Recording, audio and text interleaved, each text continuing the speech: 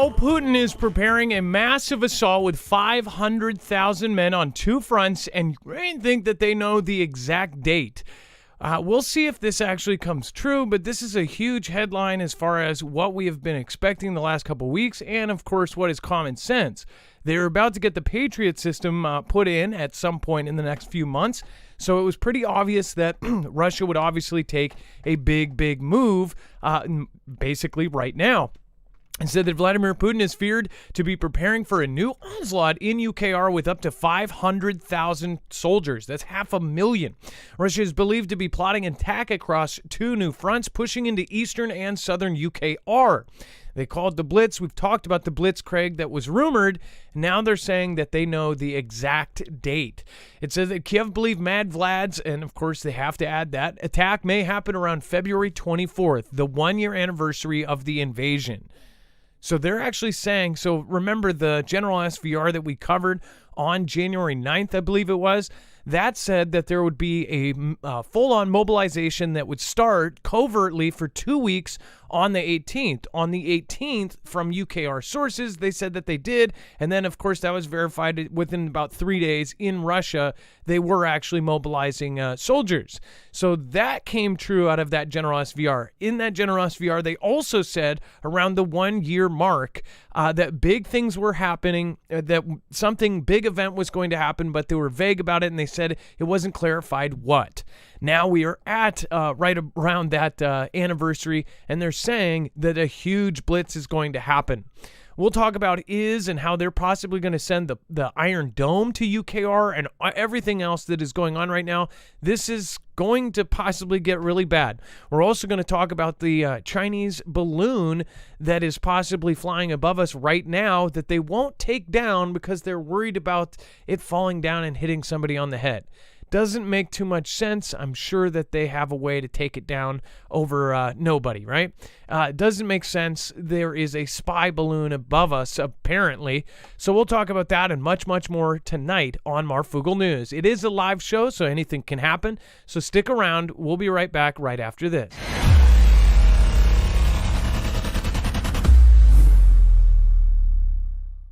Nothing in this show should be considered legal, medical, or financial advice. The views of the callers can differ considerably and do not necessarily reflect my opinion, Dex's opinion, or anyone else who works with the show. You should always do your own research and consult with professionals. The internet is full of fake news, so please take everything with a grain of salt.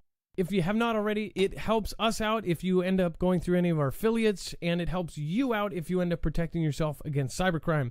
NordVPN is one of the best and one of the easiest to use. If you do not have a virtual private network, it protects your IP address, which is your online identity, which actually connects to your real address and everything else. It also connects to you. If you know anything about how they are data logging and basically getting your profiles down, you can prevent that by having a VPN. Nord is, again, one of the easiest. Download it. It's like an on switch and off switch. All you have to do. Go to marfooglenews.com/VPN. Not only will you get a giant discount on this, but you will also be helping us. I appreciate your support, and I appreciate everyone that goes through any of our affiliates. Can't say thank you enough. Hello, my friends. It's going down. Go ahead, seek shelter.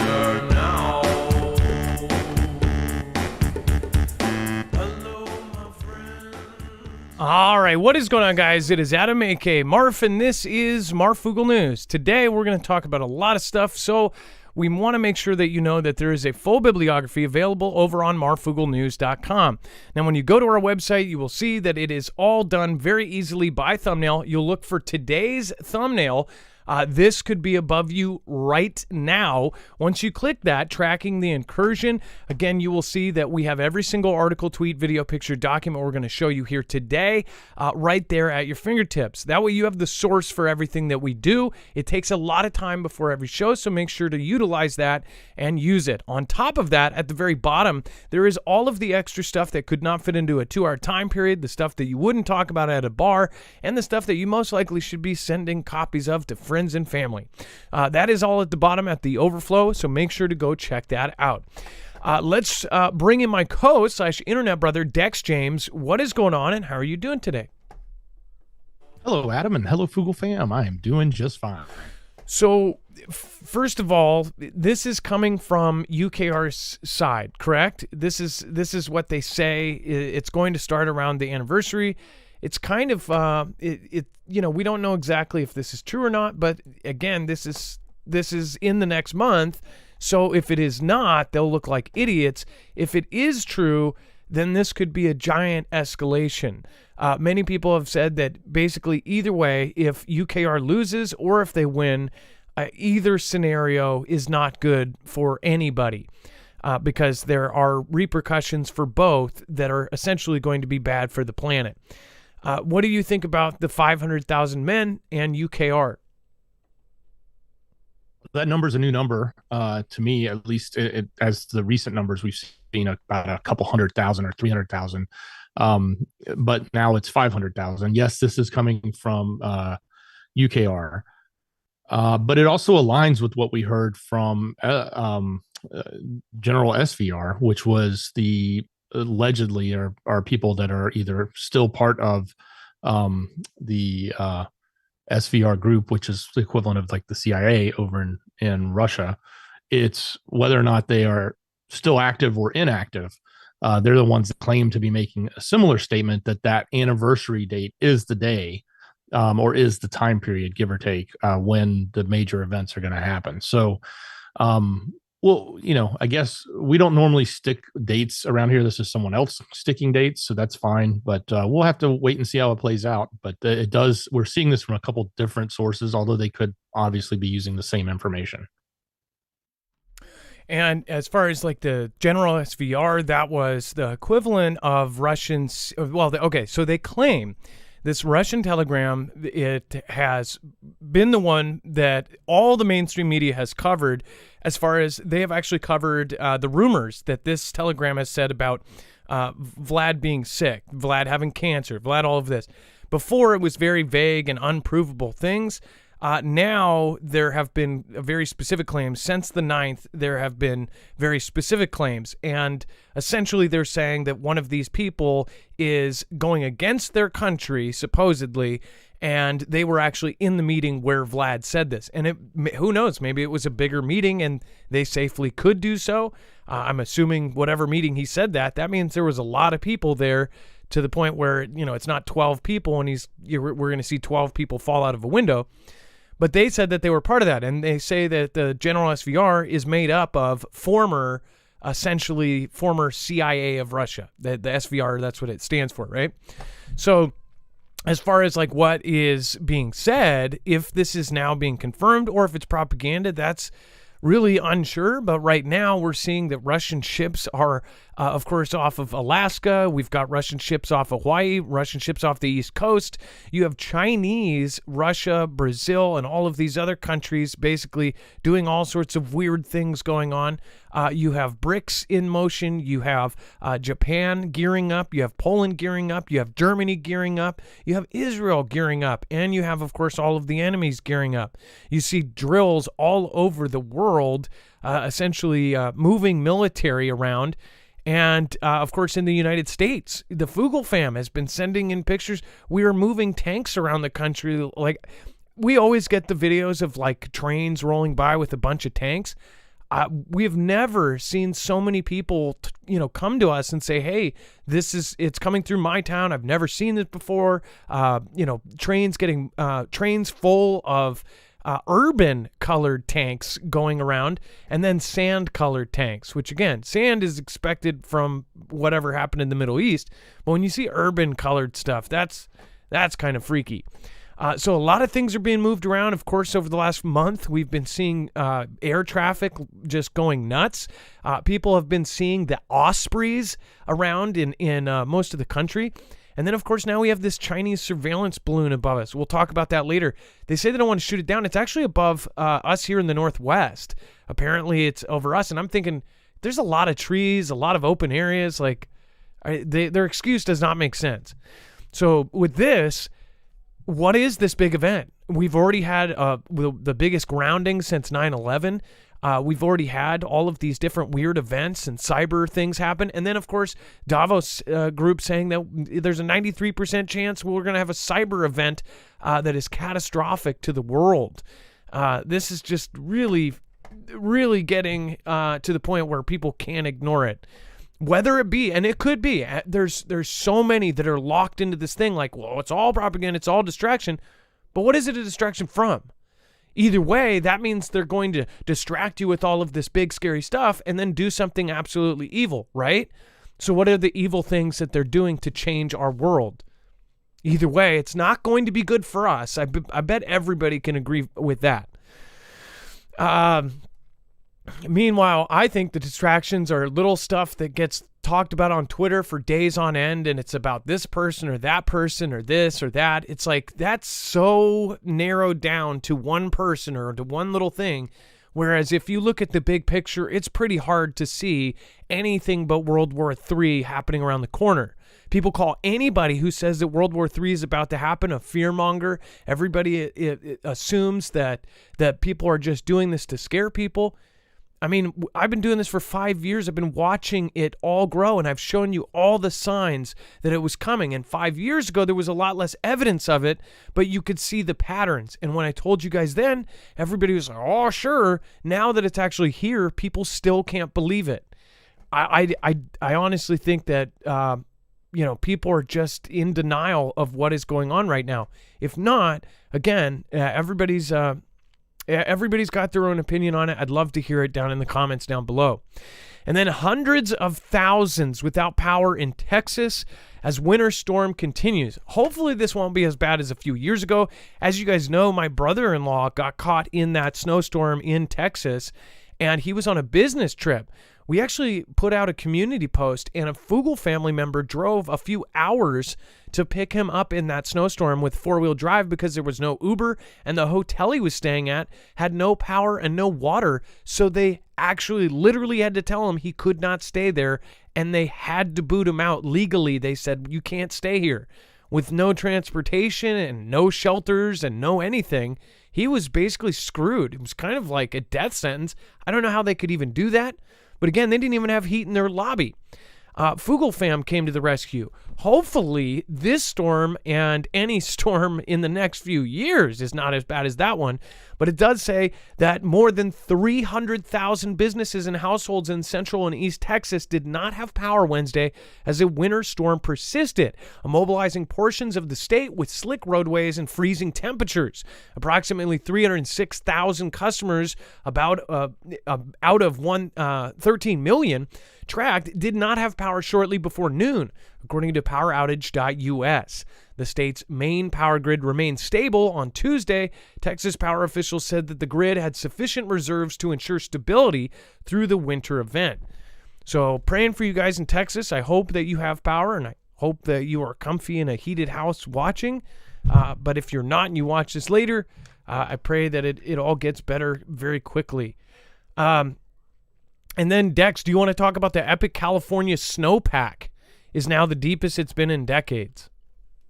Wow, this number is huge. They've got, they're like 205% above normal for the date. And that's, on the reason it's important is they've been going through such a drought, and this should hopefully, when everything settles down and starts to melt, this will actually solve some of their problems.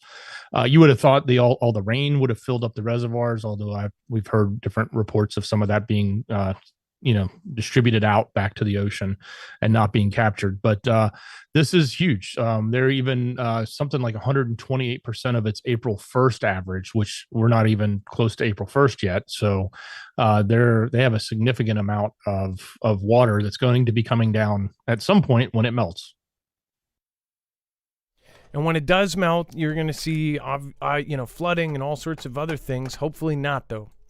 And then suspected Chinese spy balloon found over northern U.S. This is absolutely, freaky as far as you look up and you see a spy balloon.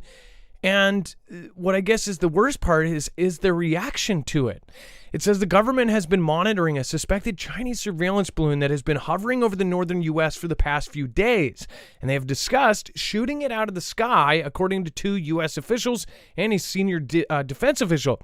It says the United States government has detected and is tracking a high-altitude surveillance balloon that is over the continental United States right now. Pentagon spokesman Brigadier General Pat Ryder told NBC News, "We continue to track and monitor it closely." It says once the balloon was detected, the U.S. government acted immediately to protect against the collection of sensitive information. You'd think you'd be able to, call China and say, hey, what are you guys doing or something? Apparently, obviously, even if they did, they would deny it. One person made a comment, and I didn't see their name on this, but that was a kind of a terrifying comment. Said, what if there was some sort of thing in this thing? Some sort of virus, right? Something that it pops and it outbreaks. That's a freaky thought. Say if they know that we're probably going to take it down at some point, pop it, and it's got some sort of substance inside that spreads over and into our sky or something. I don't know about that though. If there was something really bad, wouldn't it just keep going around or possibly go everywhere? Who knows though? They have designed, of course, China had.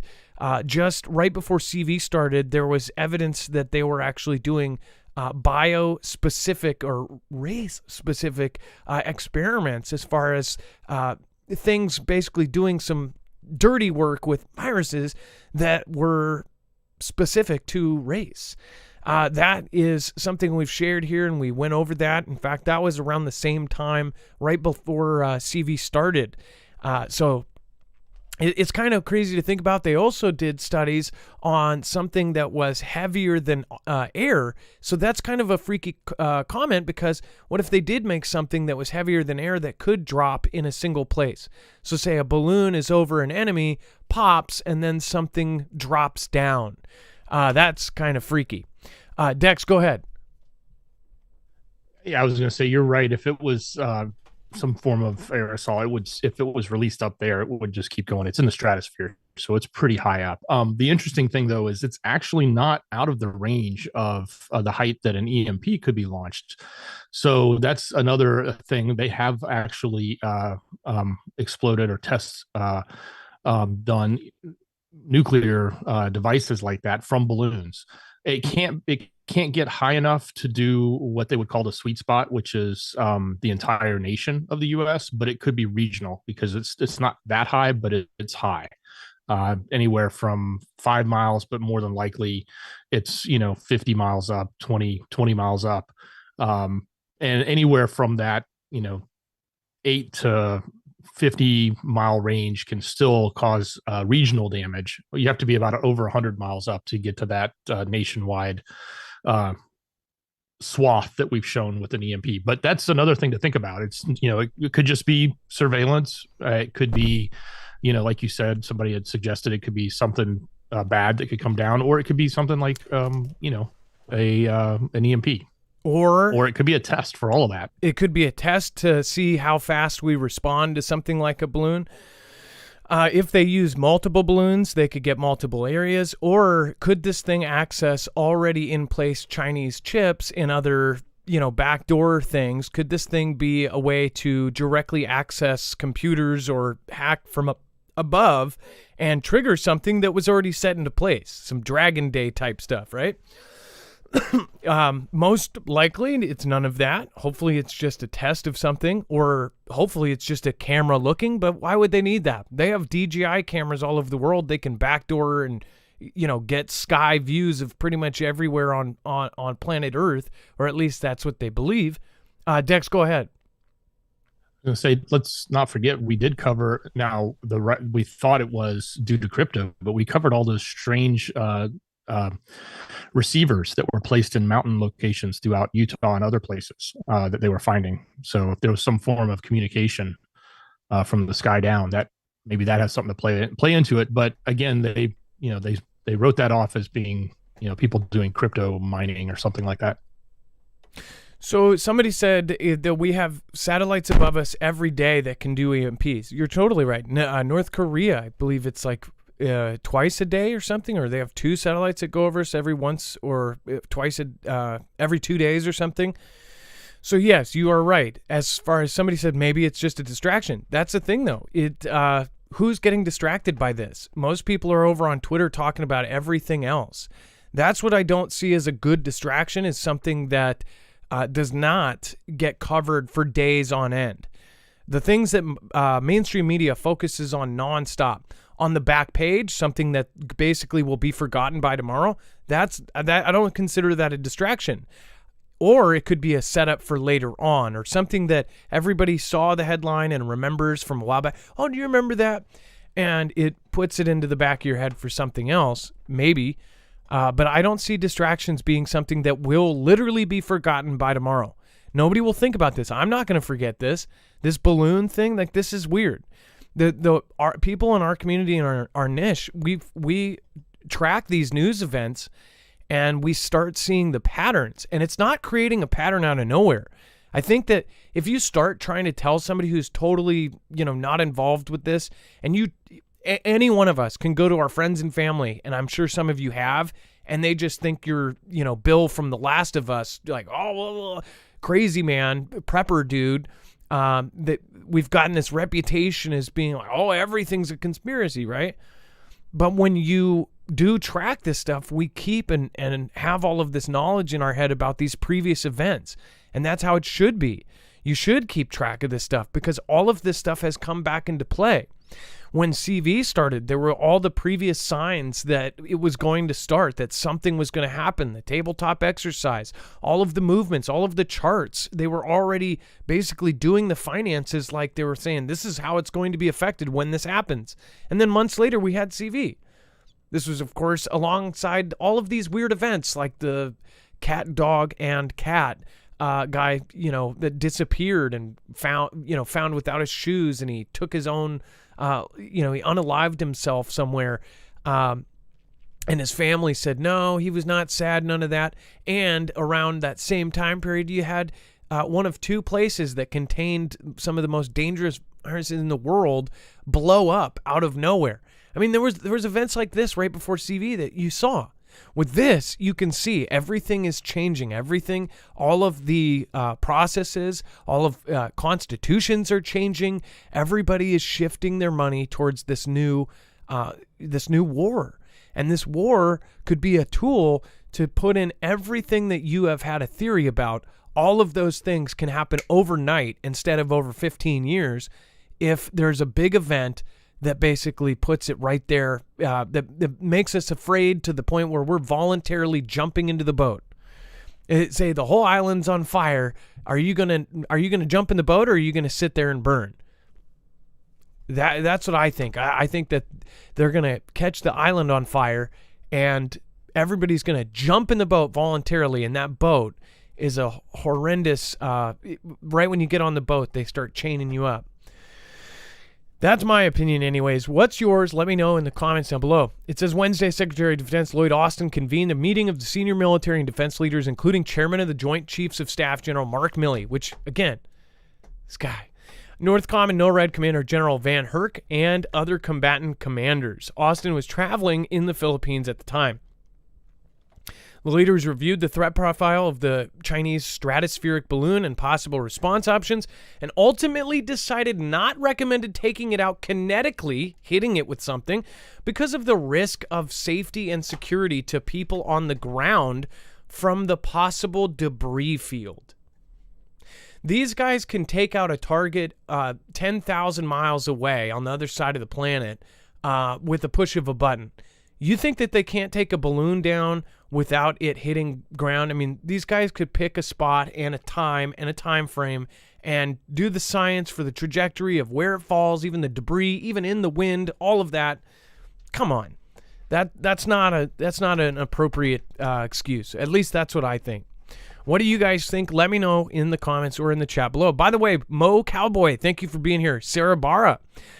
We have Android Architect. What's going on? Let's see here. Panhandle Prepper is in over on D Live. David Reed, what is going on? And Laura, I hope you are doing well. And thank you for, I think you sent me some, you texted me something. Thank you so much, Dave. I appreciate that. Obviously we just covered it, but yeah, that's freaky. And then DW David's Way, tall drink of water, bucket of rocks, wiregrass preparedness, young blessed is here. Linda Hope, February 10th, 2024, the Chinese Year of the Dragon. Yeah, hopefully not Dragon Day. It's the year, right? Not the day. And then let's see here. Richard Ball, I think I missed you last show. Thank you so much for your super chat. And then Lulu, I think I missed you as well. I briefly hit it, but it was in the shoutro. Ryan B says, the truth is heavy. Some won't carry it, but I'm glad you guys are sharing it. Well, thank you, Ryan B, and thank you for supporting Independent. Bible Talk 777 says, hope it isn't Pennywise. Yeah, it kind of looks like that, actually. Could be a floating Pennywise head, right?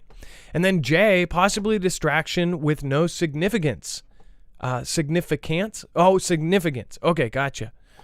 Yeah, well, again, like I said, it's not going to... If there's a balloon and how do they know it's Chinese, by the way? That's another thing. How did they actually know it's Chinese? Hi there, Dex J and Marf. Blessings to you all, says Johnny D. Joanna's Adventures, what's happening? And Jay, again, thanks for the help there. And then Neil Nelson, appreciate it. And thank you for your support. Pippi Lou, thank you. I appreciate that. Maximo Dillian, please, can we buy your music? No, and I don't do that on purpose. And the reason why is I think immediately if I sold my music, people would think that I'm doing this show to do my music. The music, it was a way to say thank you, and it started evolving just by saying thank you to everybody in the chat. So that's what it is. I'm not trying to be humble. I don't personally think, I think there's a couple of them that are okay that I actually think are good and I'm proud of, but the rest, I don't think that, I can't do CDs. I just do looping. So anyways, I don't do that, and I guarantee you the second I started it, people would say that this whole thing, I think that the message that we share is much more important than the music, but the music is definitely, fun to chat with people and have something in the background. Balloons have been used since WW2. Yeah, balloons stratospheric balloons are being used for all sorts of stuff. They also have the project, what was that project name, Dex? The project, it's kind of a scary thing that they said that they would put into play that would do Starfall. Operation Starfall. Look that up. That was something that we covered about a year and a half ago, and that was a bill. Can we actually do an update on that? Maybe check if that, I'm sure it probably didn't go to get approved or anything. It hadn't moved, but I'll look again. So what it was a bill, and it was utilizing something that already exists. So Operation Starfall exists. It's just not put into place, and they needed to pass something or get it voted on to get it in. But Operation Starfall was launching these kind of stratospheric balloons to replace, like if our internet, if our infrastructure goes down, if our satellites get hit, they would launch balloons. So they already have it in place to do. They would launch balloons with kind of to the high altitude to be our communications. So that is called Operation Starfall. Look it up. It's pretty trippy. We covered it before. But as far as it would be within 40, and the wording of it was what got us. It said that once it gets approved, within 45 days, they would have them up in the air. So I think it's more of a thing that they have kind of sitting sidelined, that when... that's something to watch.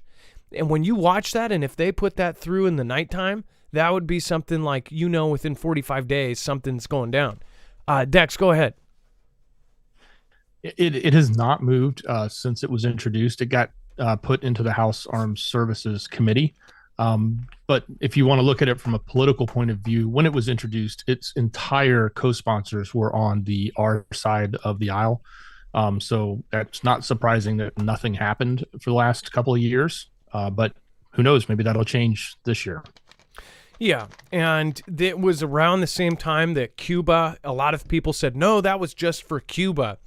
It was in general in the world. If any place turned off the internet to places, Cuba, at that point, the government turned off the entire internet to Cuba. And they said if this happened again, this would be a fix for it. They could launch balloons over. And the balloons would stay up for a certain amount of time, and they even have a system of how they would retrieve them. They would drive out with special trucks and pick them up, and they would keep launching them and picking them up, and they stay up for a certain amount of time. Valentina McKinley, thank you so much for your support. You can always write something on Super Chats if you want to write a message, or, again, you can do that there. And then... let's go back to this. Hold on. And then by the way, as far as the spy balloon, Montana Senator Daines, alarmed at Chinese spy balloons, says significant concern that ICBM fields are targeted. So that's another thing that goes into this. These were they were going over very kind of specific places, or at least that's what people think.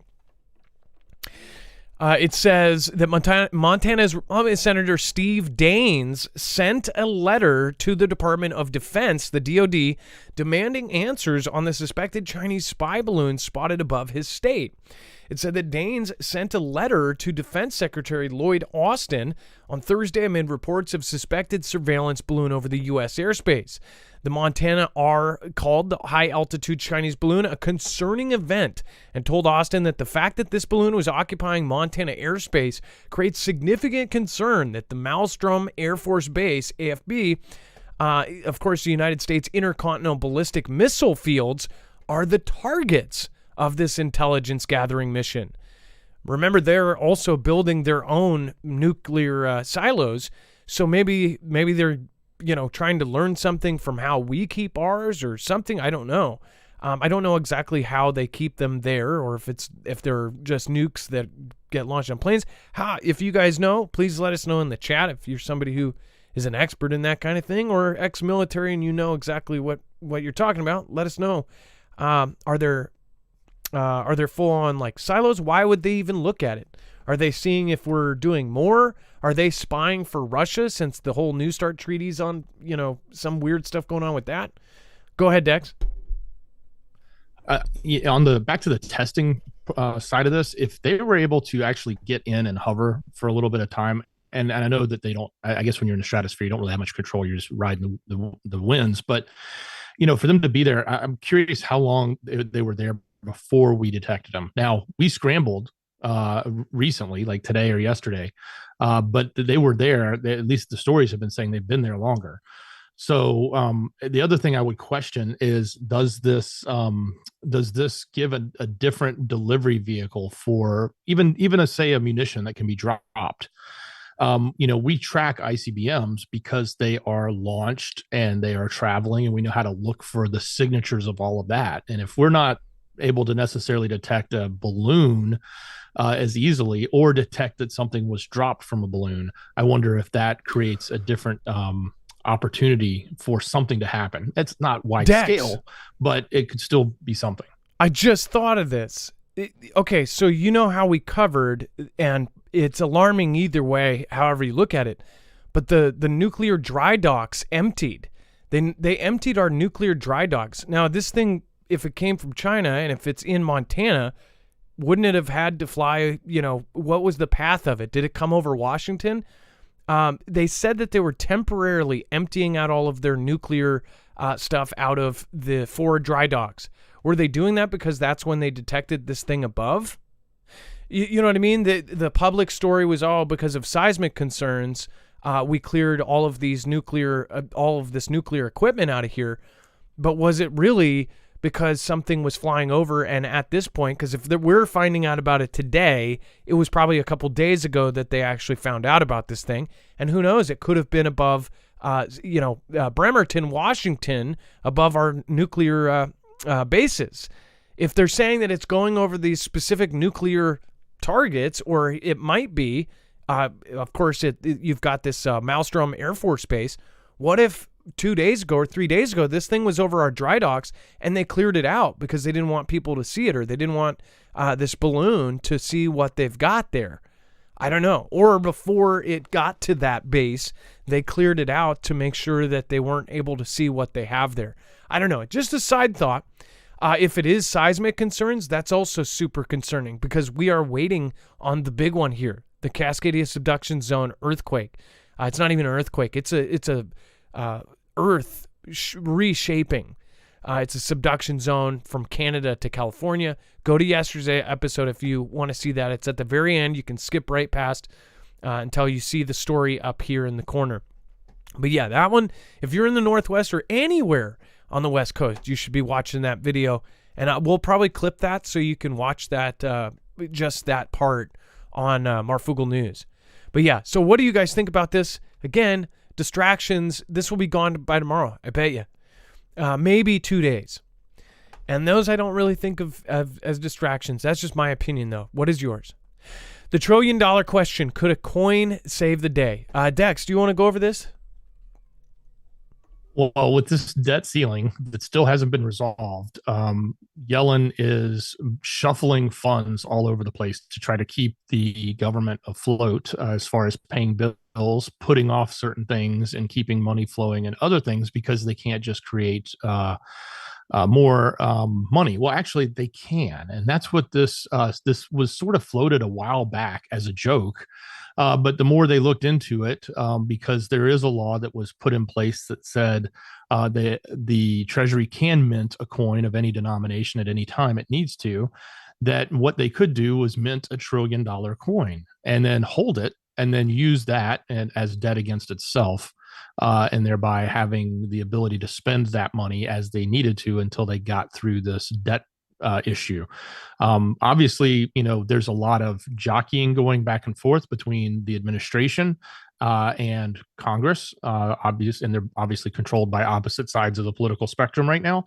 And they don't want to necessarily just raise the debt. They being the Congress doesn't want to raise the debt limit without trying to curb some of the spending. It's like we're spending way too much. Why don't we shave some of that off and then we can raise the debt, but you got to do something to show that we've got good faith here. Where the other side, I think, is more along the lines of just saying, hey, just raise it, let's get going. And who knows what else they'll put into the bills, because everybody likes to add additional stuff and bloat up all the bills, as we've seen year over year. So this is an alternative that they're saying we've got they estimate maybe by June is the time period that Yellen will no longer have the ability to, push all these funds around. Like she's moving stuff here and moving stuff there to try and keep things afloat. But eventually that's going to get caught up and there will be nothing left to be shuffling. So the idea is, well, they could mint this coin as a backup plan to keep things going. Every day she's shuffling. Every day she's shuffling.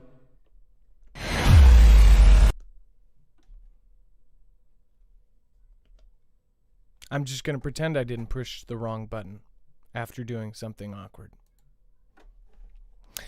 And then DARPA wants a heavy cargo plane that can land at sea. Before we talk about this is quite very interesting to say the least. We'll go over that. And then we're going to be talking about, in just a second here, Turkey summons 9 Western ambassadors. Something is going on there. And then we're going to be talking about Putin invokes Stalingrad to predict victory over new Nazism. But before we do, I do want to remind you, if you do want to protect yourself against an EMP, one of the largest threats to the U.S. and to the U.K. right now, make sure to go over and check out marfooglenews.com/EMP. This is a device that can be wired into your vehicles, of course, your cars, your trucks, your four-wheelers, your motorcycles, your Harleys, your radios. Ham radios can even be protected. They make specific devices for pretty much anything, including your home and even your generators.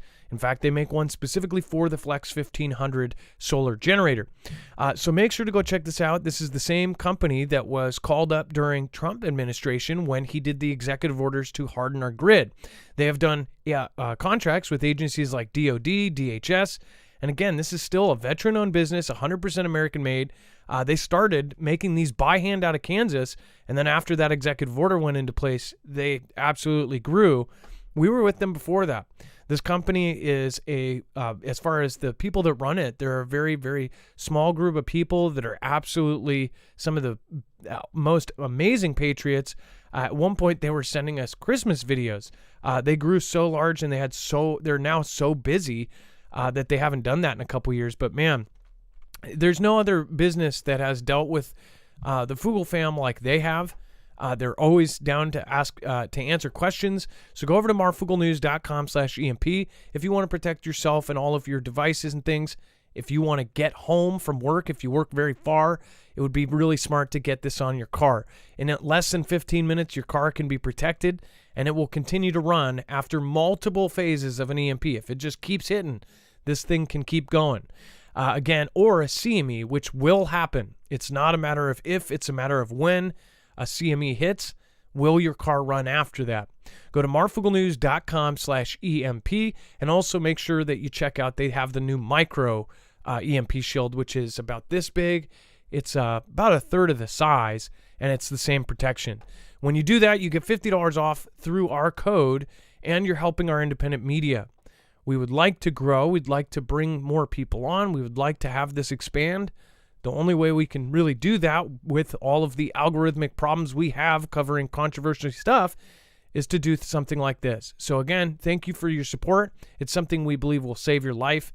And again, it will help independent media at the same time. All right. And then DARPA wants a heavy cargo plane that can land at sea.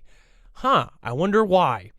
It says the Defense Advanced Research Projects Agency has tapped 2 companies to design and possibly build an experimental seaplane that can transport large amounts of cargo on the water. General Atomics and Aurora Flight Sciences, a subsidiary of Boeing, will develop their own competing designs for DARPA's Mobility Seaplane program.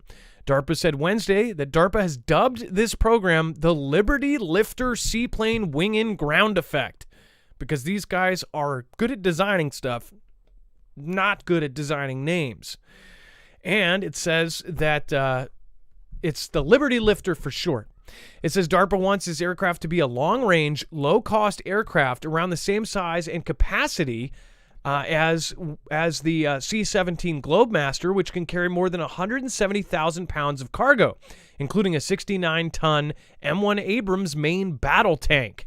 It says trucks or trailers, and a C-17 can also carry the Airdrop 102 paratroopers and their gear, 34 patents on patient on litters, or 54 ambulatory patents on their patients and their attendants. So, Dex, this kind of sounds like they're getting prepared for a war, say in a different kind of place where they're going to have to land on water, and where they're going to have to bring in tanks and mobile hospitals and all sorts of other things, right? DARPA is always interesting when they're building stuff or asking for bids and competitions. It's pretty insightful to see what it is they're trying to build. So when you look at some of these renderings, the pictures that are here of what they're trying to build, imagine these massive cargo ships that are literally floating on the ocean. So like they fly, they land, and then they can offload either on a beach or maybe even straight into the water. I'm not sure what all the specifications they're looking for are, but yes, that's it's pretty interesting because it's not like we couldn't have built this before. We've had floating planes before, we've had cargo planes before. But what is happening or what is changing now that's causing us to say, hey, we need to put that chocolate and peanut butter together to make this big, floating, flying ship? It sounds like they're getting ready for Taiwan. It seems like that would be a kind of a common sense thing.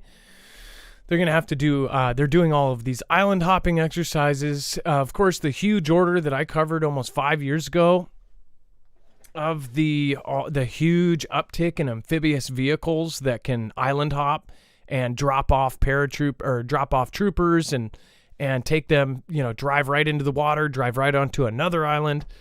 These things got a huge contracts done over the last 5 years. All of these things are coming into play. One thing I will point out is if this is moved forward very fast, we'll track and see how this ends up going along. If they get the contract, they do everything, boom, boom, boom, and it gets done way quicker than you think, then that would be something to really pay attention to. If you look at this picture, I mean, this is nuts. It's going to be able to carry tanks and land on the water. This thing is, I mean, this is nuts. The picture obviously is, an artist's rendition of what this thing might look like, but basically it's going to be one of the biggest seaplanes ever made.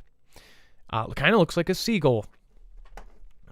So, and then this is some other photos of it. So let's see here. This could be another version of it, right?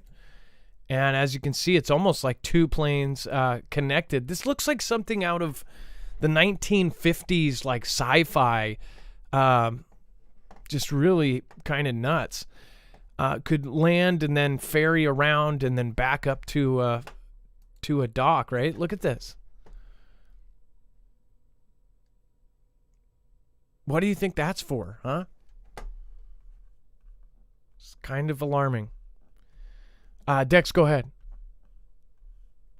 As soon as you're done with these pictures, I've got some semi-breaking news that's in Screener.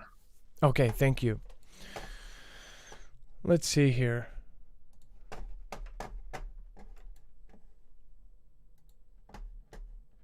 Oh, okay. So, as you guys know, I literally just suggested this. What if there was multiple balloons, right?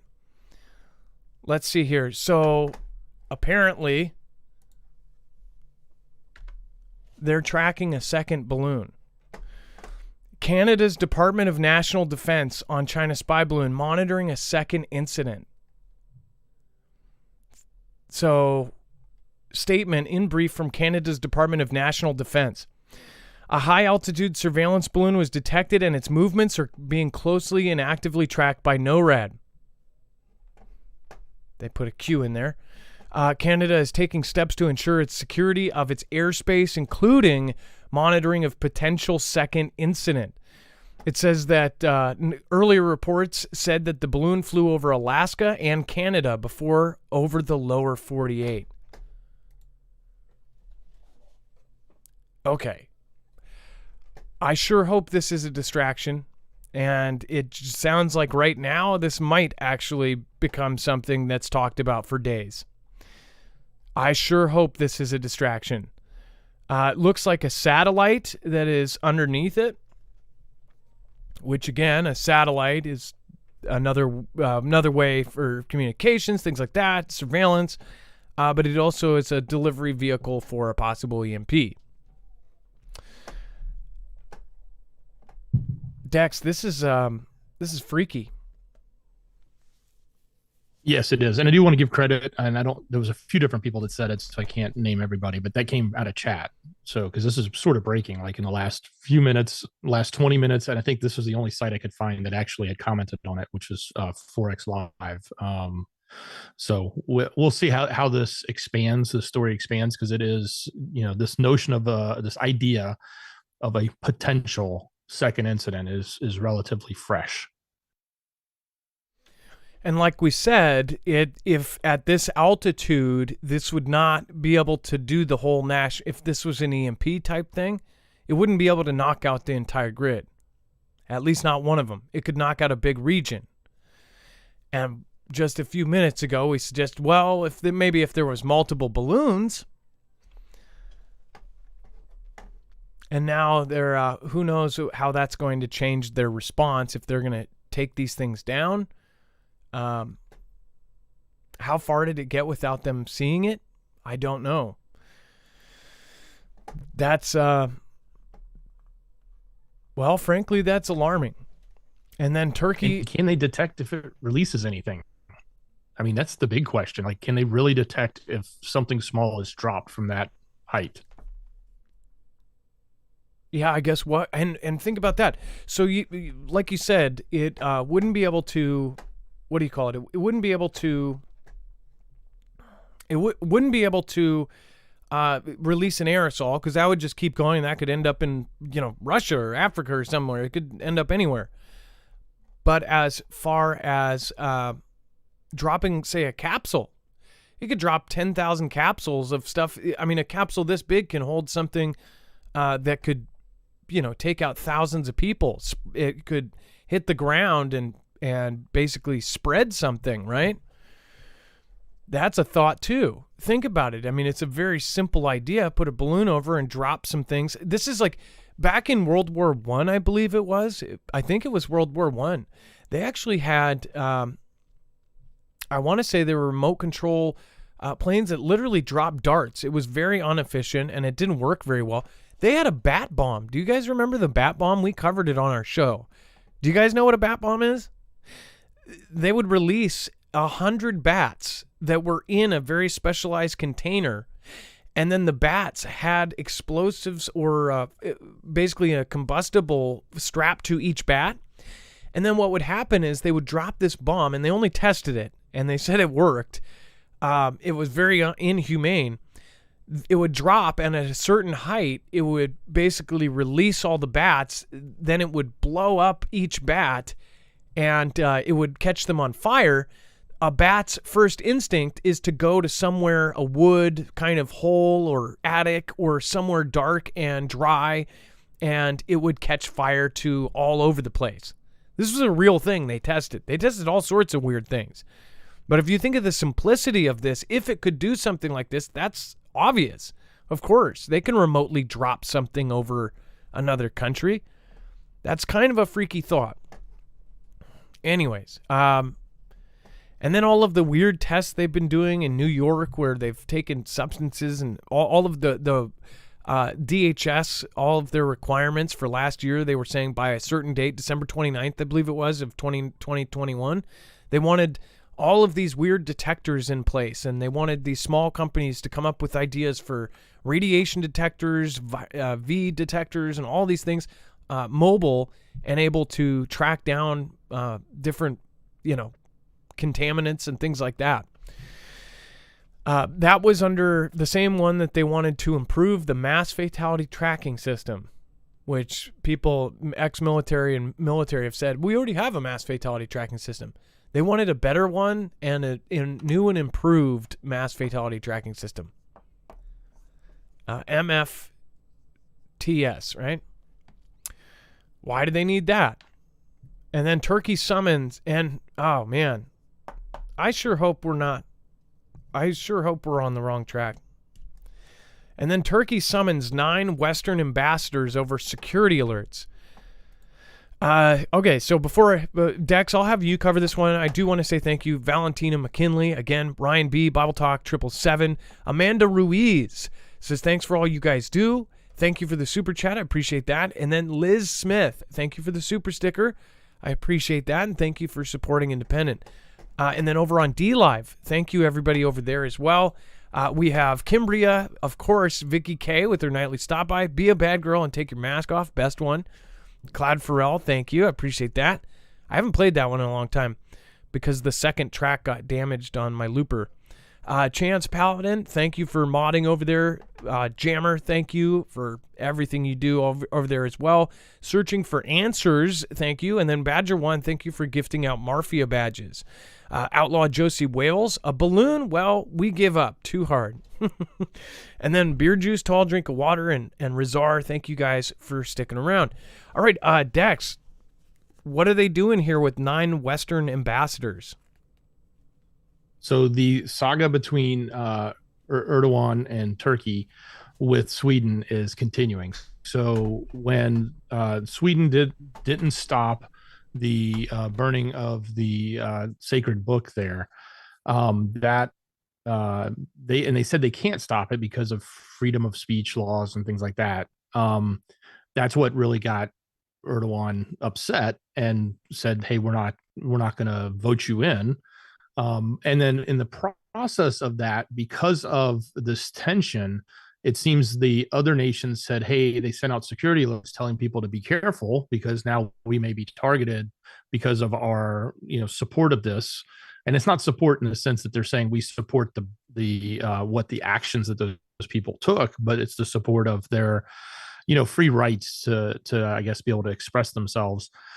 So he's calling them in, and obviously he's not happy that the other countries in NATO, ourselves included, have sent out these security alerts to their diplomats, warning them to be on alert, et cetera, because of things that are going on. So this just what this really means, aside from all the minutia that's in here, what it really means is, as what we've been saying all along, is Turkey's kind of a fence sitter. They're in NATO, but they're playing both sides. They're not in NATO in the sense of as everyone else is, where they're all just like in it.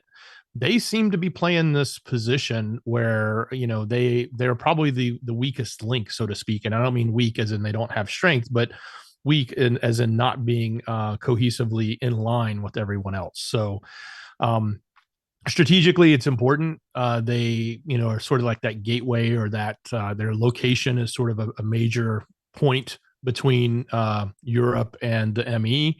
So it's always been a strategic partner to have. It would be a loss if they left. So we have to sort of play this game with them, because they know that they're valuable, but at the same time, they like to rock the boat. And that's what they're doing here. And maybe they're right to do it because of their beliefs and opinions. That's on them to decide. But that's what's happening here. And this is definitely one of the areas of the whole NATO alliance that seems to be potentially fractured, or has the ability to be fractured quickly. Well, we talked about this when we talked about how Finland and Sweden actually applied to be in NATO together, which is just absolutely, I mean, it's unprecedented that Finland and Sweden have always stayed neutral. They are now trying to join NATO because of this conflict, whatever this is.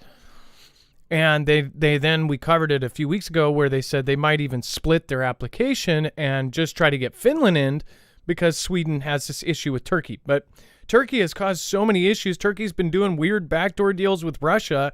The only reason I think they're in at this point, right, is because of that strategic bordering, it's that kind of buffer zone. What do you guys think? Do you think Turkey should be kicked out to bring in Finland and Sweden? Or do you think it should be reversed, that Turkey's right? I saw something on Twitter, and I believe we even covered it during that show, is they said it's immoral and it's horrible to burn it, but to be able to burn it is a more powerful thing than to, basically the ability to burn it is more important than what was burned. It's immoral and it's horrible, but to be able to do it is more important, or something like that. And then top Russian official teases that the next UKR teases the next Ukraine in new threat. It said that Russia's top diplomat said that the actions of Western nations could soon turn Moldova into the next UKR, which, you remember the map? Dex, are we able to get that picture of the map of Moldova getting invaded? That the Belarusian president showed? That I don't think a lot of, if people are new here, they probably didn't see that back in the beginning of the conflict. But it says Russian Foreign Minister Sergei Lavrov accused Moldovan President Maya Sandu of being, quote, eager to join NATO. Sandu, Lavrov said, ready to unite with Romania and, in fact, to do almost anything. Remind you, in Romania, where it's been overshadowed by the Tate stuff, they have the 101st Division digging trenches on the borders of Romania, which is another sign that they're getting ready for some bigger battle than what's going on now. Romania is a member of North Atlantic Treaty Organization, which was created to provide collective security against Russia. It's crazy that people underestimate Russia. All of NATO was done to protect themselves against this country, right? Lavrov's comments appeared to echo complaints Russian President Vlad made about UKR and NATO when announcing Russia's invasion of UKR last year. Vlad cited the expansion of the alliance and UKR's interest in joining NATO fundamental threats against Russia in his speech justifying invasion. Further expansion of the NATO infrastructure are unacceptable for us, Putin said at the time. Lavrov's comment came as Western officials warned that Russia may be gearing up for a new offensive nearly 1 year into the conflict in UKR. It's not the first time tensions have flared over whether Russia might be eyeing Moldova as an extension of the conflict in UKR. Maybe Vlad is doing this because his people, the actual citizens of Russia, like, it's almost been a year. Once it hits that year mark, it's like, we've been in this for a year and you haven't done much or something. Maybe that's their opinion. Maybe that year mark is why this is happening. I don't know.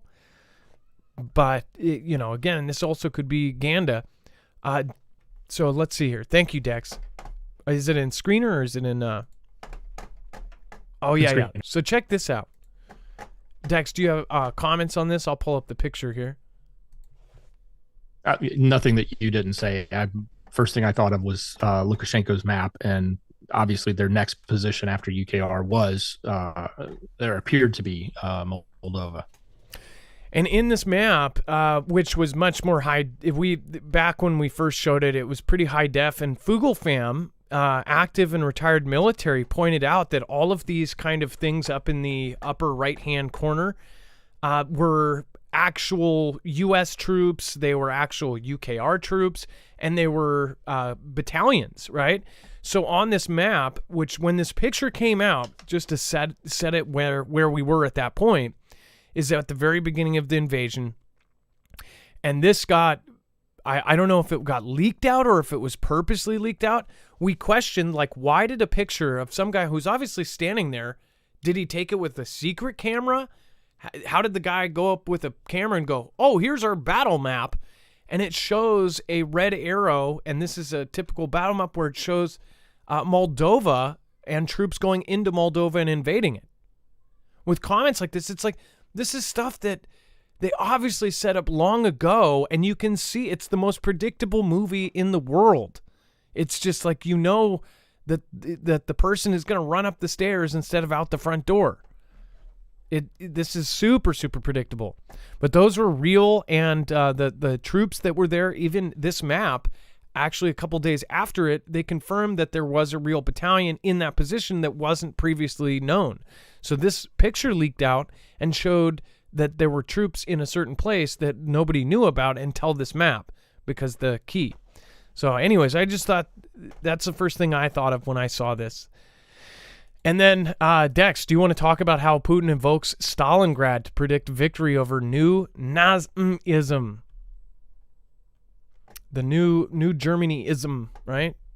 Right. So he specifically, was basically, it was a big speech back in Volgograd, known as Stalingrad, until the 61. But there was, he's invoking that image to the people and going back to that as a point in time to talk about their, what they call their inevitable victory over UKR. So, there's a lot of Ganda buildup right now going on in Vlad's country, specifically around this, especially with all the conscription that's going on, because they are facing a potential backlash, and they have been all this time.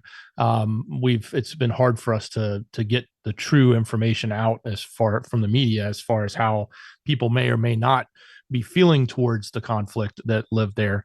Certainly we get one flavor of it from our own media, which is certain to be skewed from a Ganda perspective. So, but that just goes to the point of him having to speak, giving big, Roboto roaring messages to them. There we go. It should be coming. Should be going away. We good? Not yet. All right, give it a try now. Okay. Nope, it's even better. It's even worse. And try now. Okay. So I'll just explain, and then by the time I explain this, people will it'll probably be gone. But we have this issue where it goes roboto, and I did order a new cord. We're trying to have calls again, but until this roboto thing goes away, it doesn't seem like it has any pattern, and it happens randomly to any audio that is going through the mixer through USB. It doesn't go through the 3.5 millimeter jack, which I could do all the speaker through the mixer on that way, but then there's this fuzz that doesn't go away. So we have to use the USB. Could be a new mixer thing, but we're trying a new cord first because obviously it hurts to get a new anything when you have this much of a setup. So anyways, we still have not figured out why. We've tried all the Hertz stuff, talked about it the other night, but anyways, Dex, it should be gone, and we should have at least 15 minutes before it comes back. Hopefully. So just to wrap up, for those that don't know the history, Stalingrad was one of the bloodiest battles of the second big conflict. The Soviet army had cost over like 100 or over 1 million casualties. And that's when they actually broke the back of the German invasion forces. So that was in 42 and 43. So it's a big monumental point. And for him to be drawing correlations to that is kind of significant. And it just goes back to the Ganda side of this. And one of his quotes, it says, "It's incredible, but it is a fact. We are again being threatened with German Leopard tanks with crosses on them." Want to also point out, that was, I believe that's the same one where later on, years later, Adolf actually spoke about, or the tapes came out, not years later, because who knows, he could be in a, what do you call it? He could be in a Antarctic base still alive, right? But years later, this tape came out of audio saying that he heard that Russia had 35,000 tanks, and he said, "You're mad, you're nuts, you're seeing double, you're crazy." And then at one point during the conflict, he actually saw with his own eyes, and he goes, "I couldn't believe it. They had 35,000 tanks." Back then, that was just extraordinary. It was unheard of. It was also a surprise. And that was a point that I was making, that, we say we have all of this data of how many tanks everybody's got. They could have 10,000 tanks hidden that we don't know about. I think it's BS. They used to do, and by the way, shortly before all of this went down, remember how we stopped flying over each other's countries? Dex, did you also put that together, right? Before this happened, didn't we stop the flyovers of key areas in Russia, and they could fly over us in key areas of the U.S.? How long ago was that? Do you remember? It seems like the last one was during the last administration, if I remember correctly. So it must have stopped right after that. So as far as we don't know, they could have built 50,000 tanks in the last 3 years or something. So it's interesting to think of that they could have been preparing for it as far back as that, right? Well, I mean, they've been preparing for this for a long time. But I just think it's interesting. He went back to this because I've been talking about how back in those days, it was just, Russia surprised them. Go ahead. Well, and one last point, and it's sort of what you just said, but we said this when they first hinted at the tanks. We're like, look, you can't take tanks from Germany and roll them into UKR and not think that that's going to invoke a huge, response. And not just, from a military point of view, yeah, they probably have 25,000 tanks. They could probably outnumber it all day long. It's more of the symbolicism of this, that they're able to take those German tanks, put them right back where they were in 43, which was a big deal. And it was obviously a big victory, but it came at a huge cost to both sides, but definitely to Vlad's side. And another quote by Vlad, it says, "Those who draw European countries, including Germany, into a new war with Russia and expect to win a victory over Russia on the battlefield apparently don't understand that a modern war with Russia will be quite different for them." So, very kind of chilling. And then before we move on, I want to remind you guys, if you don't already, make sure to go check out the Energy Solar Generator. These affiliates and anything that we show you are things that we personally use. I have the X2 right behind me. In fact, I am able to dual link. I have two X2s. It is one of the best systems I've ever seen. Again, I waited just like everybody else because there was a waiting list for these. This system is a solar generator, basically a gigantic power bank that can also get its power from solar panels. What makes this really, really amazing is its new lithium ion phosphate technology, the new technology that allows it to have way more charge cycles. In fact, this one brags the longest charge cycles of 6,000 charge cycles. And to put that in perspective, after using it every single day from 100% to zero for 16 years straight, you will still have 80% of the capacity of the battery. So it puts it right at about after 16 years of using it every day, you'll still have as much as a Flex 1500 battery after the degradation. So again, this is something that will last literally decades. And if you're not using it every day, which most people won't be, it could last even longer. So again, it's an amazing system. Also very, very high quality. I will have to show you guys. I was incredibly impressed. I was even more impressed with this than the other one. This is just straight up pretty too. Wood grain. It is just beautiful inside and out. But just the little things, like everything that you click on it, every button, any section that you want on, you can't see the right side, but it has all of the USB-C, USB, all of the different plugins on the other side. At every section you can turn on and off, and there's a little LED that indicates that that section's on, this section's off. It's really nice. In fact, I wish they would have integrated more of that into the Flex. The Flex 1500, on the other hand, is their flagship system that is expandable. It's not only expandable, but it's expandable in its own footprint, meaning that they stack like Lego and they lock together.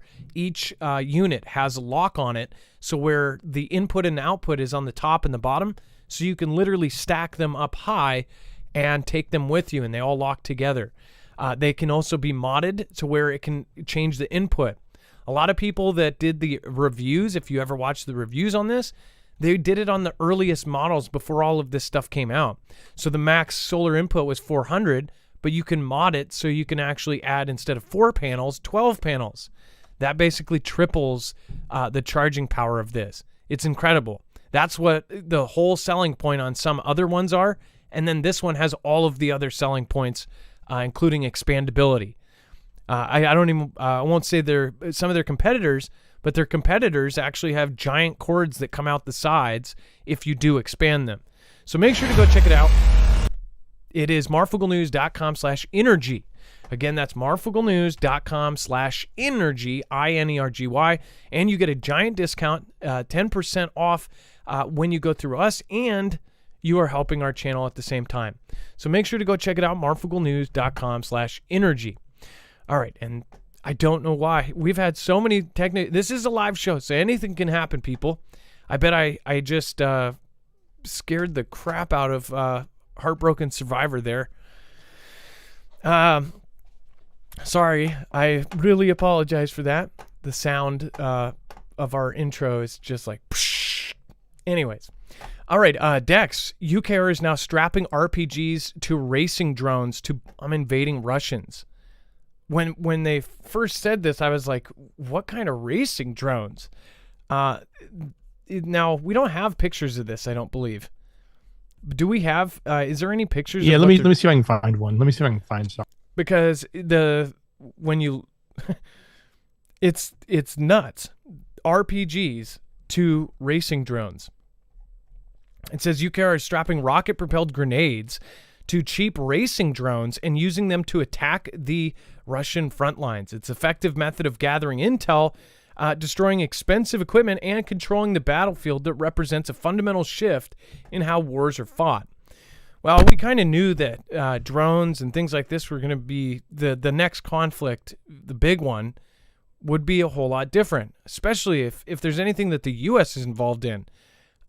This is kind of like makeshift, but it's using technology that we have now that we just didn't back then.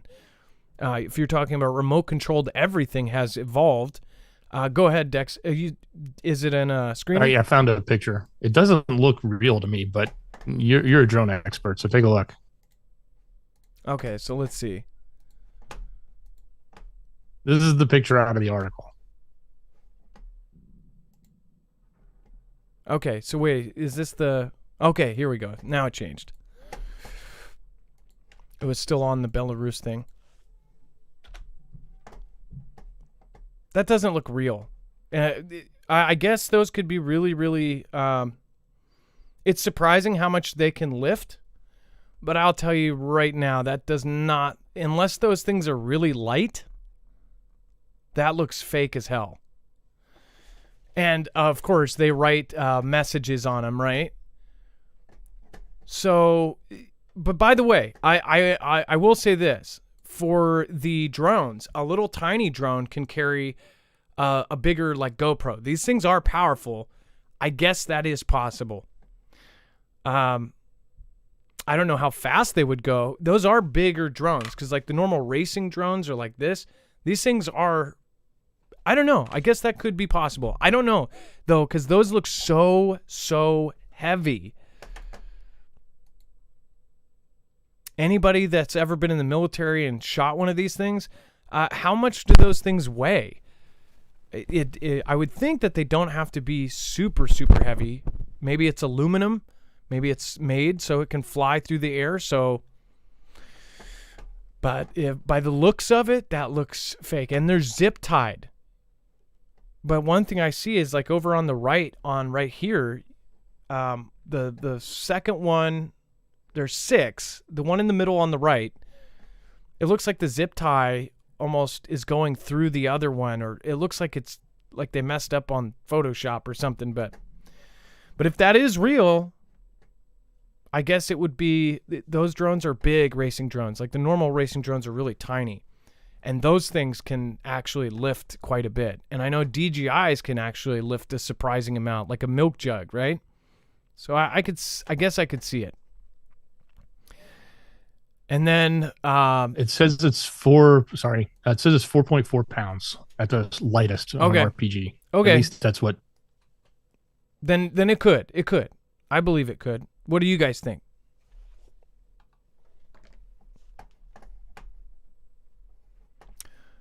Dex, do you want to go? Sorry for interrupting you there. Putin suddenly declares that Russians' main task is to ensure the preservation of Russia. Yeah, not a lot in this article other than that statement. And the quote is, our main task is to ensure the preservation of Russia, to create conditions for it to develop and be strengthened. This task will definitely be accomplished. But one of the components of the work to achieve this common goal is the revival and preservation of historical memory. So, I don't know if, on one hand, we get a lot of the side of the message that says they're falling, they're not accomplishing things, although we turn around and say they're coming in with 500,000 troops.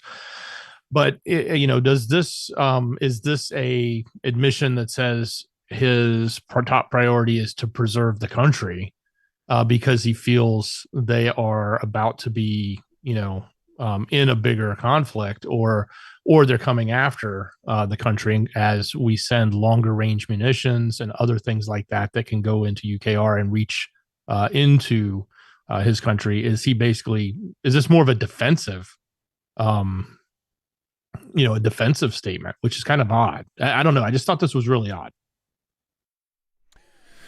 Well, as far as in it kind of gives this eerie feeling. If you've ever seen The Man in the High Castle, where in that show, it's hypothetically if the Germans and Japanese won the conflict, and it goes through an alternate timeline. That's the whole thing. It's a great set of books, and the show did a really good job, at least in my opinion. But in that, they talk about in the second, third season, they start going into where this woman essentially does propaganda campaigns, and it's to get rid of the U.S. propaganda and U.S. stuff, and to reignite their historical, everything that was German, right? And they actually play Nazis in that show, right? It kind of reminds me of that in a way, like they are going to possibly put out more historical, like strength propaganda from back in the day. It says, but one of the components of this work is to achieve the common goal is the revival and preservation of historical memory. So going back and grabbing some of that, like we are powerful, we are, all of the stuff that they did back in the day. What do you guys think? Do you disagree? By the way, thank you, mods, for keeping it peaceful down there. Make sure to thank your mods by going over to marfooglenews.com/friends, where you can find a ton of great people. If you're missing Bones, Bones is now a creator, and he's doing a really good job. Make sure to go check him out. He stops by every once in a while, but he's been so busy creating his own stuff. But make sure to go check him out. Chance is an author on Amazon. CJ Blaze is a great creator. She is just one of the smartest people, one of the most Amazingly sweet people out there. So make sure to go check her out there as well. Gem, great artist, amazing stuff. Go to her link tree. Jammer One, Lisa R. Hall, Rip Curl Readiness. Lisa R. Hall, by the way, longest running mod. Asterisk. Rip Curl Readiness, RJL Harris, Ilea, Trinity Red or Blue Pill, High Kermit the Frog here, and Wages World. Make sure to also check out Ilea's all of her other links there on the link tree. All right, and then Trinity's editing is, of course, one of great passion of art. So make sure to go check that out. She edits her videos more than most people edit whole documentaries. So let's see here.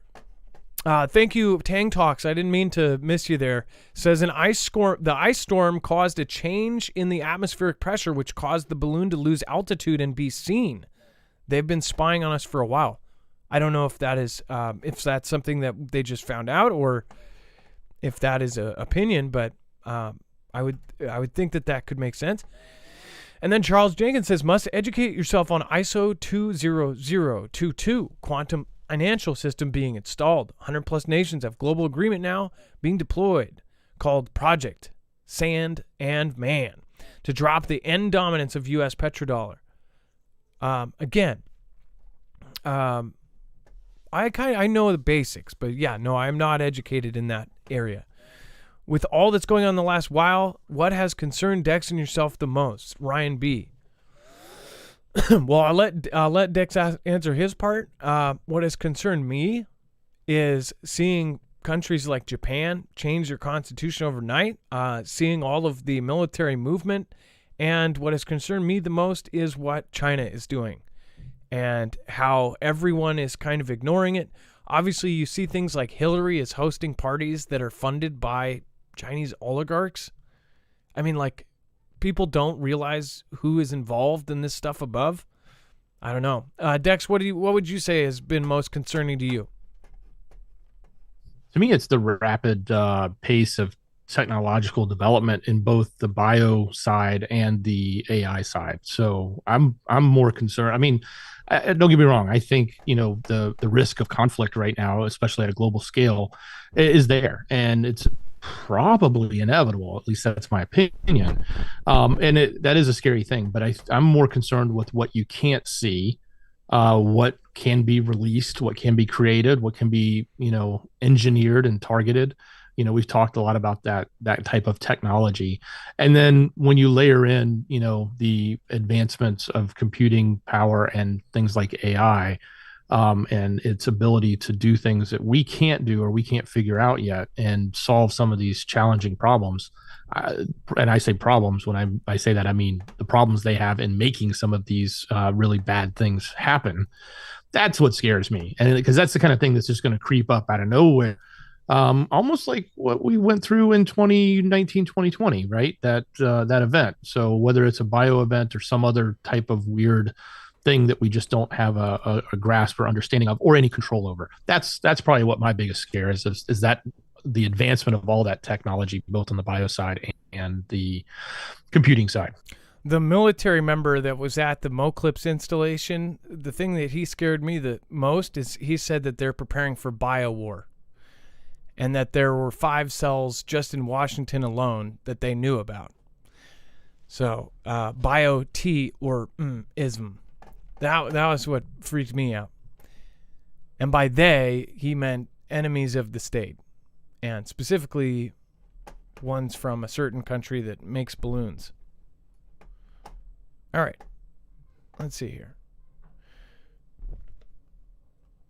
And then okay, so I actually skipped this. Considers sending the Iron Dome to UKR. Man, it's progressing very fast. Benjamin Netanyahu stated that he has been considering providing military aid to UKR, including ISIS Iron Dome air defense system, which is one hell of a system and is why they're not equivalent. Like when stuff heads their way, it's just knocked out. Well, I'm certainly looking into it, the possibility of Israel sending the Iron Dome system to UKR. And it said Netanyahu also shared that he would consider mediating between UKR and Russia if asked by both states and Washington. because, of course, Washington's the puppet, right? The puppet master. If asked by all relevant parties, I'll certainly consider it, but I'm not pushing myself in, Netanyahu said. He added that mediation requires the right time and the right circumstances. So this could possibly be set up for some sort of way to bring it all back down, but I don't see how Russia can back out of this and still be respected if this all just went away overnight somehow. Maybe a virus that spreads throughout the world again, something like that maybe, could stop this in its tracks. But other than that, I don't know what would. And that would be coming from one of their allies, so I don't know if that would be the thing, unless there was a greater thing on the other side. Go ahead, Dex. Isn't it just ironic that...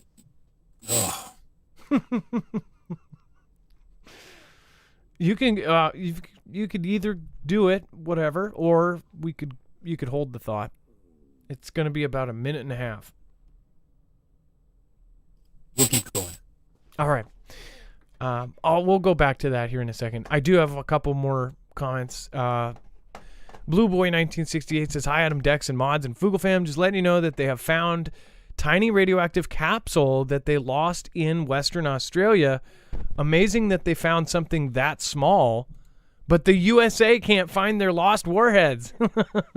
Yes, that's true. And it was like millimeters. They said it could be stuck in the bottom of a tire track, right? You would think they would be able to take some sort of detector and detect it, right? But Amanda Ruiz, thanks for all you guys do. Well, thank you, and thank you for your support. And then hard drinking and murky finance is how an American veterans group imploded at UKR. Just to sum this up, because we've got more important stuff and a couple more stories, and I'm going to go back to Dex here in a second. Basically, this group, what was the name of it again? The Mozart Group, said that they did all this fundraising. Essentially, these guys are solo dudes that are basically hired. It's kind of like a Blackwater type group. These guys are used to being on their own. And they didn't run this thing like a business. And the guy quoted, like, basically, you have to run these things like a business, and we didn't. And $1 million plus went into it. It has basically financially collapsed. These guys were drinking hard, partying hard, whatever else, super corrupt sounding. And it now basically told everybody that, hey, we're basically done. Dex, do you want to go back to your comment, and then if that would pretty much sum this up? Basically, these private militias are super sketch. Well, they're paid, right? Or at least they're paid a significant amount of money, as opposed to regular military, which is, doing it for service and not being paid a significant amount of money. I know plenty of military members that leave and go to the private sector and just make a ton more money, even if they're, back on a front line somewhere protecting a base or doing some sort of security detail. They're making like, $300,000 a year doing that, depending on the hotness of the location. So, with a lot of money flowing into this type of job, if you want to call it that, this type of service, it's ripe for that to happen. And if it's not run well and not done well, it's probably easy for I'm envisioning from what we've read here, like, hanging out, partying in UKR and getting drunk and drinking and not actually doing their job. It sounds like they started off pretty well, and they were helping a lot of people and getting people out of certain areas, et cetera, but then it just sort of all fell apart from there. It's unfortunate because it puts a bad light on that, on those folks that were probably there with good intentions and then just ended up getting distracted. But it also is very symbolic, I think, to what we see going on with our own funding to the government of UKR, and even the firing of all their corrupt officials that went off and partied and took money and bought vacation homes and all that stuff, and obviously probably coming from the backs of the U.S. citizens. And $200,000 cars and mansions. This is what we funded with our $11,000 a piece.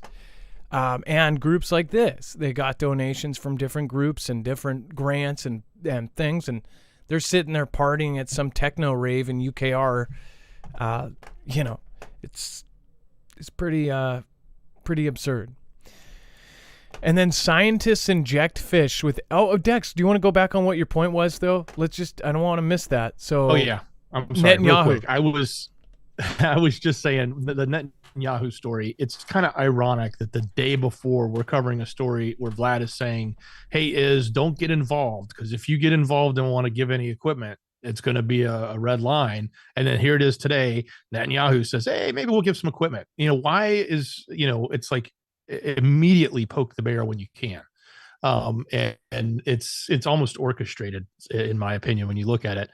And maybe on one hand, he's saying, look, if it's really a big deal to you, I'm going to throw it out there so that I can upset you. But on the flip side, I'm going to ask for, let me negotiate peace. So I just thought it was ironic, though, that Vlad says one thing and the next day Netanyahu comes back out and basically slaps him upside the head with a wet fish. And very, very specifically, not an injected fish. We'll talk about that in a second. Very specifically, Vlad actually said either give weapons or even suggest it. What's funny is that then Netanyahu literally just suggests it, right? Say, well, we're not going, but we may. I'll think about it. Basically suggesting adding weapons. Very specifically in that quote from Vlad, it said, if Israel even, suggest doing it or thinking about it, that would be putting them as a target.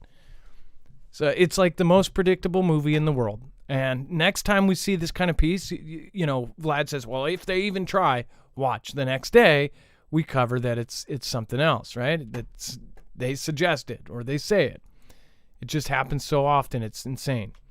Sorry about that, guys. Scientists inject fish with alligator DNA to create mutant creatures that live longer. Now, Dex, do you want to talk about this while I pull up a picture of what I think this is going to do? Yeah, this is crazy. So, the fish don't live that long, or at least the catfish that they're injecting. So they basically found a gene in an alligator that gives them a much longer chance of survival because it repels certain types of infections and other things that happen. Obviously, alligators they take quite a beating when they are fighting with each other and things like that. So, but this is just kind of odd. Like and this is happening here. It's over in the university, or Auburn University, which is in Alabama, right near the Georgia border, about halfway down the state. They're actually injecting this into fish and trying to get them to mutate so that they will have this. I'm just like envisioning in my mind like this all of a sudden alligator catfish, kind of, for those of you that know an alligator gar, they're pretty scary looking fish. I'm just envisioning an alligator catfish when you go out fishing and you're getting your hand chomped off when you're trying to take the hook out of their mouth. But yeah, I guess it's a worthy cause, at least they say it is, because they're trying to get the fish to live longer, probably more so for farming and producing food, not necessarily what lives in the lakes that people go fish at. But it's also kind of creepy and scary when people start messing around and monkeying around with DNA and creating, mutant creatures from that, even if the mutation probably isn't even visually seen. It's just kind of creepy. Yeah, not playing God at all. Where do these ideas come from? Alligator catfish. Yeah, sounds scrumptious, but I'm not going to try it. You try it, says JPO. You got Taka and Razar right there. Razar right there. Razor. I guess it's Razar, right? Yeah, this is like 2 years down the road. Very predictable. Yeah, And if you don't already have some sort of survival food, we have a good resource for you for affordable bulk freeze-dried foods that have a 25-year shelf life. If you are trying to do it a little bit at a time, this is also a good resource because you do get a discount on the bulk foods. But they also have smaller packages like a week or 2 weeks or a month. The month, again, is a great little kit that you can get. And, of course, have that. Put it wherever you want. Put it in your basement. Bury it. Do whatever you need to do with it. Put it out at your bug out spot. This is really, really good for any kind of emergency. You're talking about just add hot water and it brings the food back to life. Freeze-dried removes all the moisture from the food, so essentially it keeps a lot of its flavor. Once you add the hot water and boil it, it's boom, right there. Most of them you can just put it right in the bag and then boom, you've got yourself a meal.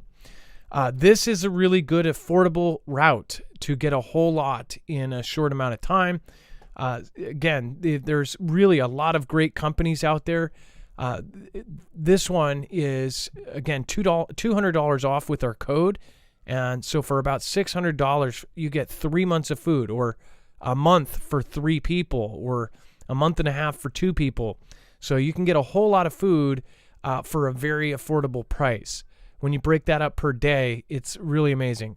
Considering if you go to Walmart and just grab a single freeze-dried meal, it's about $12 to $15 a piece. So again, make sure to go check that out. And also, they have their meat bucket, which sounds gross in theory, but it has all of the different freeze-dried meats in it. And that's a really good complementary piece to get with, say, a 3-month supply. All right. And then also they have all sorts of other stuff. The main 2 things that you should have, though, is extra food and extra water. Again, water with the Alexa Pure Pro or a water filtration system. This is a gravity-fed one. You can basically take any kind of water and filter out all the nasty stuff and have drinkable, potable water. So really, really great to have on hand. And then a new AI system broadens search for intelligent alien life and discovers 8 strange signals. So this is another thing to think about with AI, is how fast will this evolve what we're doing, and the things that normally humans are testing over and over again. If you can put in the parameters to an AI and have them search for something, they can do it 24/7 while you're sleeping. And it sounds like they've already found some weird stuff. They have found 8 strange signals. Some 540 million years ago, diverse life forms suddenly began to emerge from the muddy ocean floors of planet Earth. This period is known as the Cambrian explosion, supposedly. And these aquatic critters are our ancient ancestors, supposedly. All complex life on Earth evolved from these underwater creatures, supposedly. Scientists believe it was all took an ever so slight increase in ocean oxygen levels above a certain threshold. We now may be in the midst of a Cambrian explosion for artificial intelligence, which is creepy. In the past few years, a burst of incredibly capable AI programs like Midjourney, DALL-E 2, and ChatGPT have showcased the rapid progress we've made in machine learning. AI is now used in virtually all areas of science to help researchers with routine classification tasks. It's also helping our team of radio astronomers broaden the search for extraterrestrial life. And the results so far have been promising. They say, as scientists searching for evidence of intelligent life beyond Earth, we have built an AI system that beats classical algorithms in signal detection tasks. Our AI was trained to search through data from radio telescopes for signals that couldn't be generated by natural astrophysical processes. When we fed our AI a previously studied data set, it discovered 8 signals of interest the classic algorithm missed. To be clear, these signals are probably not from extraterrestrial intelligence, but more likely rare cases of radio interference. Nonetheless, our findings, published in Nature Astronomy, highlight how AI techniques are sure to play a continued role in the search for extraterrestrial intelligence. Crazy times we're living in, where essentially aliens no longer make you into this crazy person, but prepping does, right? You can post naked pictures on Twitter, but you can't post your opinion. And if you believe in aliens, you're mainstream. And if you prep, you're a freaky weirdo. Go ahead, Dex. Well, what's also interesting about this is that they're able to take the recorded sessions that they've had in the past, right? And they've already searched those using their normal methods, and they're able to go back and reload that and run it against these algorithms. And they potentially can find stuff they missed. That's what they did here. They found 8 things they missed. Doesn't mean they're aliens, and they even say that's probably not. But the fact that they're able to leverage this type of technology, and by the way, there's, in this type of, there's many different flavors of AI for those of you that aren't familiar with it. There's this notion of machine learning where you're taking an algorithm and the algorithm is improving on the information set that it is scanning through, and it's sort of classifying stuff. It's a classification, and it allows it to move faster and do greater things that have never been done before. It's not the same thing as saying being intelligent and learning, or at least in the traditional sense that we think of the scary side of AI, where it starts to get more advanced and intelligent and learning and creating and then approaching sentient. That's not what they're doing here, but it gets labeled into AI, and it all is AI because it is all part of this whole notion of creating these algorithms that sort of build upon themselves and can get greater levels of detail and data. So in this particular case, they take this large subset of data that they've had in the past, and they can then run it through this algorithm and find out what they missed. And I can imagine maybe a year or two from now, when the algorithms are even better, they can go back and do it again, and they might find 10 more things that they missed. I think it actually found like 20,000 signals of interest, but then they had to go through all those again and then find that it actually found 8 that they had never seen that were unique. So again, it's just another use case for AI. It's a pretty interesting one for those that are into the whole idea of looking for radio signals in space, which radio signals would, if they're true radio signals, would probably indicate some sort of life form, as opposed to just what they call radio interference, which are just radio waves that are coming off of, I guess, whatever noise is out there. So it's an interesting study that they're doing, and it's also an interesting use case for AI. And who knows? Maybe within a week, AI will find UFOs, send a signal, they'll come and invade us, and then we'll actually find out that half our celebrities were already aliens, right? And then Rotten Apple News says, "Howdy, Adam. Good to see you. Love to catch up." Let's see here. It says, "Good to see you. Hope all is well. Pray you, wifey, and the kids are okay, are happy and healthy." Sorry, it keeps disappearing here. "Are happy and healthy. Love to catch up with you. God bless one and all." Well, Rotten Apple News, nice to see you here. And again, always a pleasure. SM, thank you so much for your support. And Dina Thompson, thank you for your support of our channel. Thank you for supporting independent. Uncommon News says they definitely appear to be aluminum. About the RPG strapped to drones. Yeah, and you could see the very tips of them had that bright aluminum kind of, looks like it's chopped and you could see it, right? And then Stephen McMahon, yes, so he's securing the historic invasion routes. His population is imploding and he has to do more with less.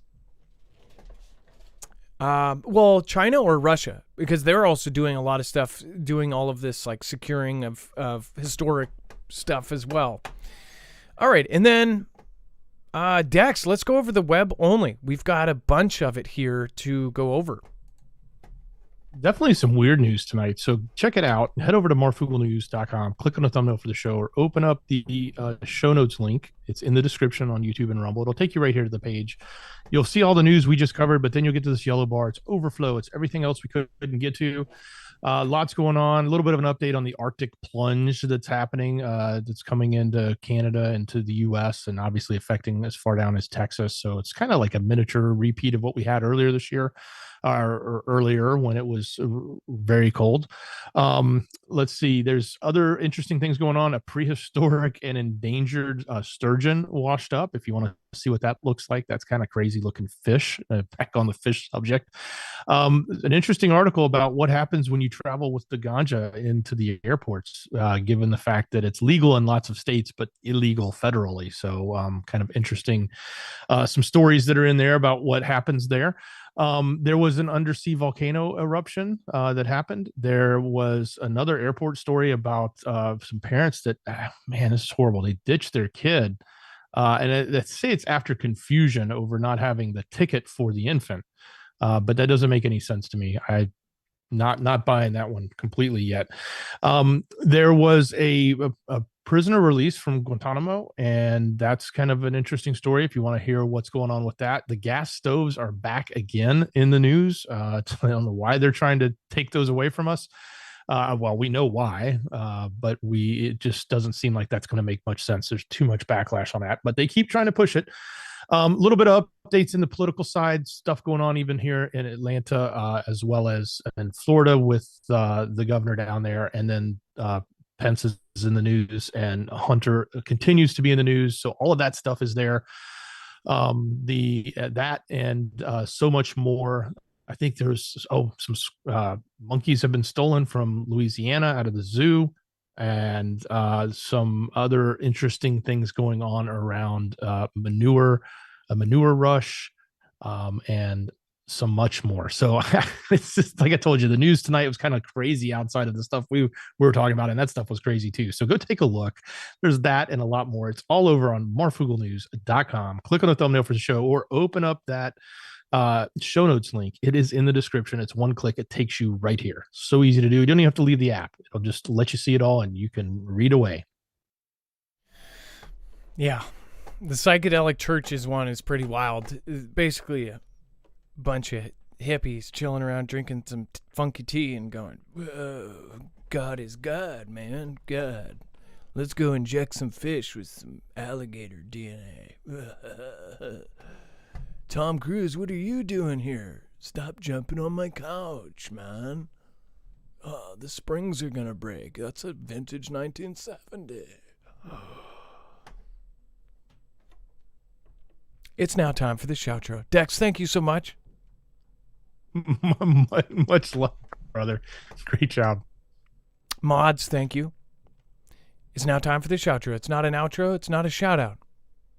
It's a shoutro.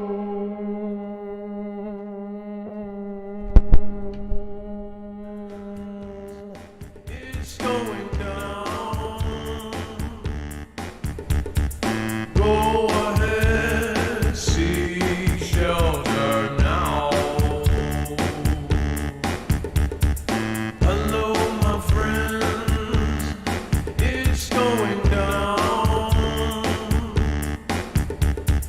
Go ahead, see shelter now. Hello, my friends. It's going down. Go ahead, see shelter now. Hello, my friends. It's going down. Go ahead, see shelter now.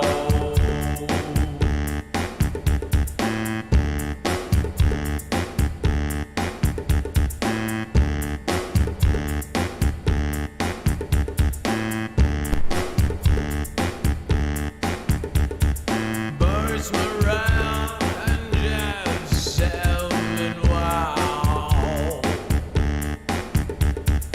Gifted grace and man's 3 of 3. See hard thing in my blue sky.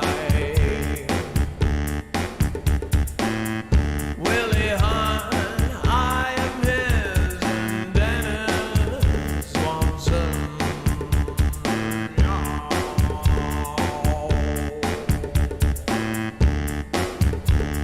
113.5 BPM. Very close. You must have an app for that or something. I got Jay Stone and the MRB. E-Holis, Free Holy. DWD, David's Way. A rise above and more hearts say. We'll say of the Lord is my refuge and my fortress, God. My God, in him I trust. A Susan B.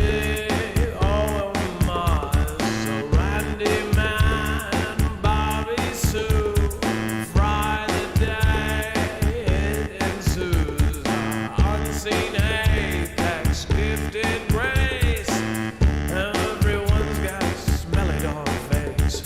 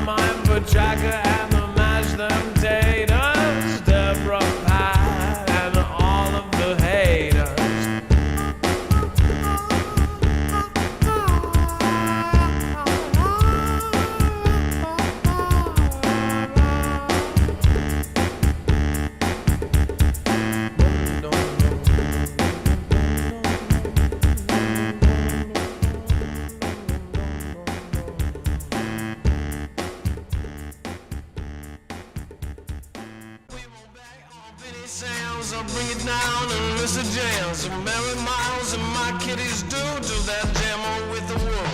We won't back on Benny Sam's. I'll bring it down and Mr. Jams. Mary Miles and my kitties do that jam on with the wool. We won't back on Benny Sam's.